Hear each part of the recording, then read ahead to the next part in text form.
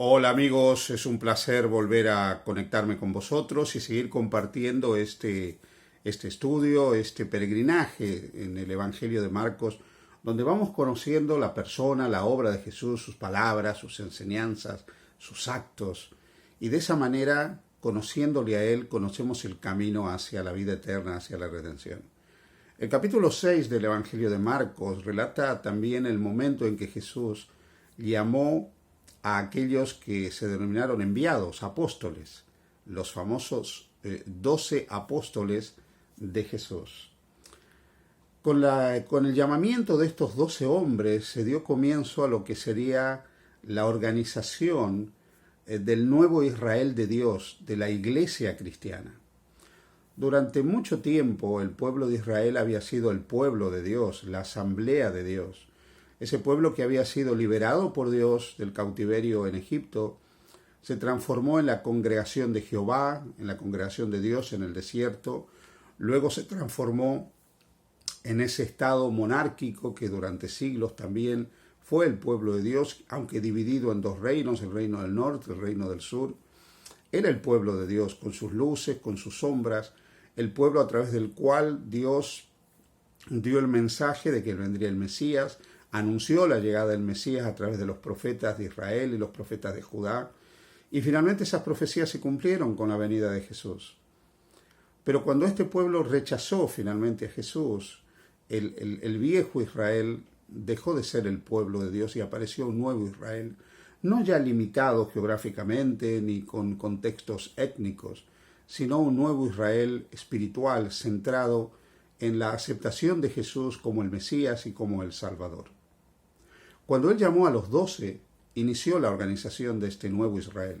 Así como en el pasado Israel se formó sobre la base de los 12 patriarcas, los hijos de Jacob, el nuevo Israel se formaría bajo el liderazgo de estos 12 hombres a los que Jesús los envió a proclamar el Evangelio. Los puso como sus enviados, mostrando ya que la iglesia que él formaba, la congregación que él formaba, el nuevo Israel que él formaba, eran un grupo de enviados, personas que tenían que ir a anunciar que el reino de Dios había llegado a este mundo.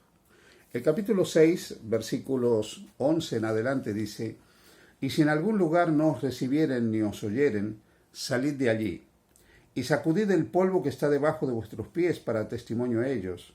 De cierto os digo que en el día del juicio será más tolerable el castigo para los de Sodoma y Gomorra que para aquella ciudad». Y saliendo predicaban que los hombres se arrepintiesen, y echaban fuera muchos demonios, y ungían con aceite a muchos enfermos y los sanaban. Quiero que por un momento penséis conmigo en estas palabras de Jesús cuando Él se dirige a ellos. Si en algún lugar no os reciben, sacudid aún el polvo que está debajo de vuestros pies. Quiero que penséis que estos hombres iban predicando a Jesús, iban anunciando que en la persona de Jesús el reino de Dios había llegado, que la salvación se había hecho cercana a cada ser humano a través de Jesús. Y luego Jesús dice: será más tolerable el castigo contra Sodoma y Gomorra que contra aquella ciudad o aquellas personas que rechacen el mensaje del Evangelio. ¿Te has puesto a pensar en esto alguna vez? A veces hemos tomado a Sodoma y a Gomorra como las ciudades símbolos de la maldad, del pecado, como símbolo del rechazo a la soberanía de Dios, como símbolo de todo lo antinomiano, de todo lo opuesto a la ley de Dios, de la perversión y del mal. Pero de pronto ahora Jesús nos está pintando un panorama diferente. Nos está diciendo que es mucho más horrendo, mucho más duro, mucho más trágico rechazar el Evangelio que los pecados que tenían los habitantes de Sodoma y Gomorra. ¿Por qué? Porque finalmente los pecados de Sodoma y Gomorra eran pecados asociados a la naturaleza del ser humano, a las miserias del ser humano, a las tendencias y prácticas equivocadas de los seres humanos. Esos pecados lamentablemente llevaron a los habitantes de Sodoma y Gomorra a vivir fuera de la gracia de Dios, del amparo, de la misericordia y de la gracia de Dios, y se expusieron finalmente a las desgracias y desastres de este mundo. Cuando Jesús está diciendo que en el día del juicio será más tolerable lo que ellos reciban por lo que han hecho que aquellos que rechazan el mensaje de salvación, está mostrando que el Evangelio es una cosa seria. Rechazar el mensaje del Evangelio es rechazar a Jesucristo, porque el Evangelio en última instancia no es algo, es alguien, es Jesús. Jesús es el centro del Evangelio. Jesús es el centro del mensaje del reino de Dios. Cuando hablamos del reino de Dios, estamos hablando de Jesús, que ha establecido ese reino entre nosotros. Así que rechazar el mensaje del Evangelio, el mensaje del reino, es rechazar a Jesús. Y rechazar a Jesús es rechazar la gracia de Dios. Ahora, déjame que te recuerde la importancia de la gracia. La gracia es ese favor inmerecido de Dios para con nosotros que nos trae finalmente la salvación. Dios anhela salvarnos a cada uno de nosotros. Y esa salvación es el resultado de su gracia. Y esa salvación es motivada por el amor de Dios. Su gracia es motivada por su amor. Su compasión, su misericordia, es una evidencia del amor que Él tiene. Dios nos ama de una manera tan enorme, tan grande, tan incomprensible para nosotros, que quiere salvarnos a toda costa, como dé lugar. Dios no quiere que nosotros perezcamos. Dios quiere compartir la eternidad con nosotros. No quiere aniquilarnos, no quiere destruirnos, no quiere que desaparezcamos. Dios quiere que vivamos eternamente.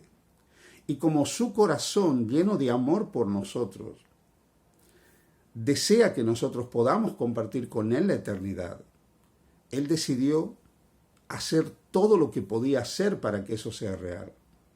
Y el Verbo se hizo carne y habitó entre nosotros.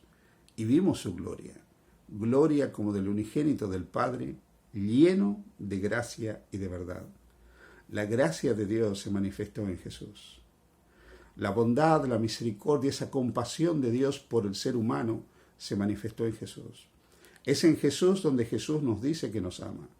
Es en las palabras, los actos, los hechos de Jesús, la misión de Jesús, la obra de Jesús, la entrega de su vida incluso.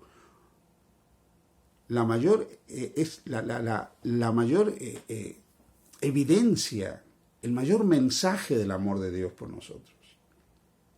Dios ha querido mostrarnos cuánto nos ama a cada uno de nosotros por medio de Jesús.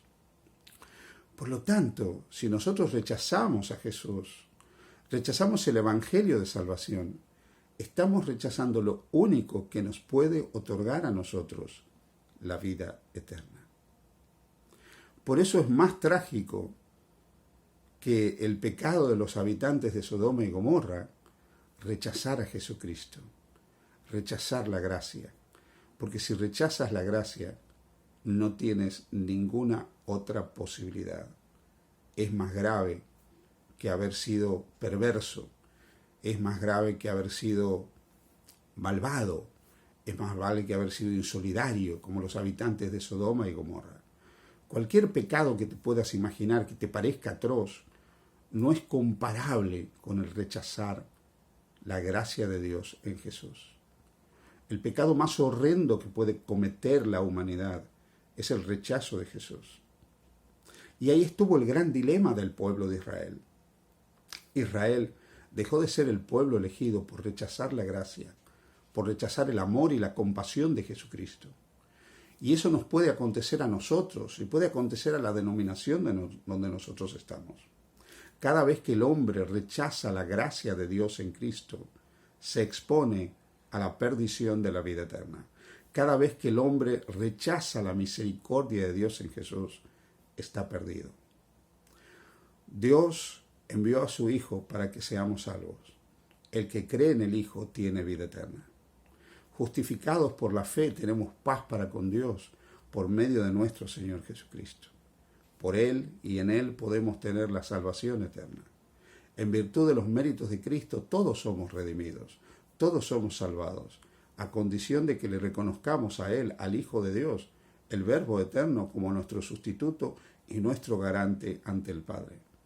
Jesús quiere salvarte, Jesús quiere salvarme, Jesús quiere que tú y yo podamos tener vida eterna.